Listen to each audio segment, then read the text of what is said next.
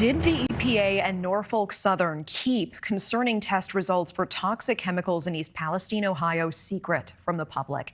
That is the question residents are asking in response to a damning whistleblower report exclusively obtained by NewsNation on this one-year anniversary of the train derailment.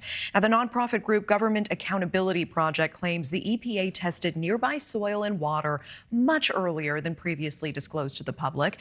The group says the EPA found elevated levels of dioxins during those tests, but continued to tell residents they were safe from the chemicals spilled and burned after the train derailed. Locals and environmental experts have been raising concerns over the possible fallout since the initial derailment exactly 1 year ago today. I've been doing this for 30 years, so I've seen too many things that have slipped by or too many loopholes, but I don't know how anyone can trust them. There's so much that has to be done, Natasha, before we're going to get true answers. We still don't see the raw data. And that was Erin Brockovich speaking with us here on the show last year, and still so many questions begging for answers. The raw data now coming to light in the whistleblower report, confirming many fears of residents. And NewsNation's Rich McHugh, who's been covering this from the very beginning, is here tonight with his story and the stunning allegations.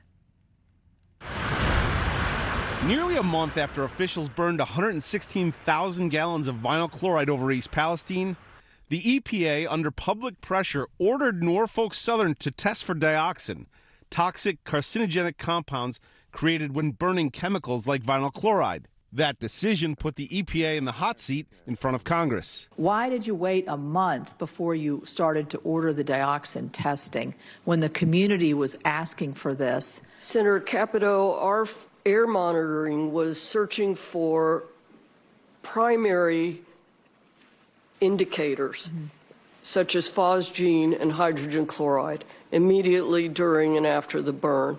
We detected very low levels, which very quickly went even down to non-detect. Leslie Pacey is an investigator with the Government Accountability Project. In that clip that we just saw, was she being transparent?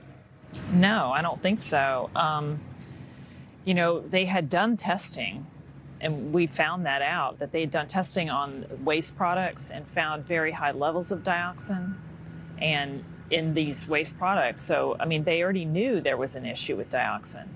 No doubt about it. No doubt about it. Her organization found new documents that shows the EPA, Norfolk Southern, and its paid consultants, Arcadis, conducted dioxin and related testing on February 9th and February 17th. And they found elevated levels of dioxin and other dangerous compounds here in East Palestine, despite saying otherwise publicly. So let me get this straight. The EPA already knew that there were high levels of dioxin here before publicly ordering Norfolk Southern to officially do more dioxin testing. You're exactly right, yes. Why would they do that?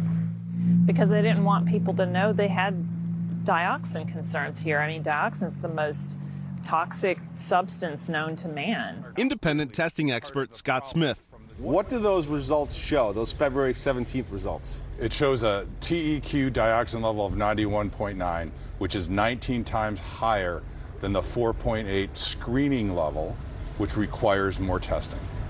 So, in other words, it's bad? It shows the high levels of dioxin? Correct. So we asked the EPA, and they said, quote, EPA and Norfolk Southern began off-site dioxin and furan sampling in March.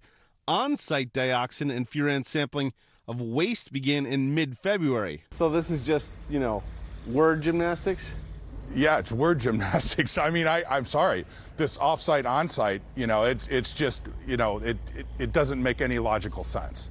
It's basically the EPA trying to mask something. They didn't want to talk about that. They didn't want that information out. But I've been speaking with scientists, some off the record, some on the record, and they're all very concerned. And clearly the EPA scientists that handle dioxin were concerned from the get-go that this was a tremendous dioxin event, potentially.